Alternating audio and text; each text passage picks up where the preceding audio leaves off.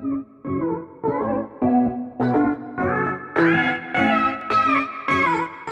वालेकुम। आज एक नई वीडियो के साथ आपकी खिदमत में हाजिर हूँ। उम्मीद करता हूँ कि आप खैरियत से होंगे, खुशबाश होंगे। अल्लाह ताला आपको ऐसे ही हमेशा खुश रखे, आबाद रखे, हंसते रहें, मुस्कुराते रहें।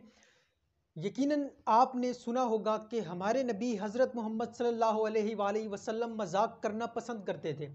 आप बच्चों से भी मजाक करते थे, बड़ों से भी मजाक करते थे, लेकिन आपको इस बात का भी पता है कि आपने कभी किसी का मजाक नहीं उड़ाया।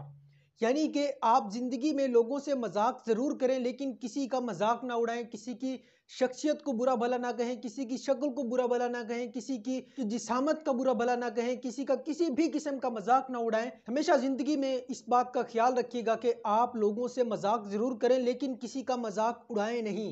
मजाक उड़ाना बहुत बुरी बात है, बहुत बुरी बात है, बहुत बुरी बात है।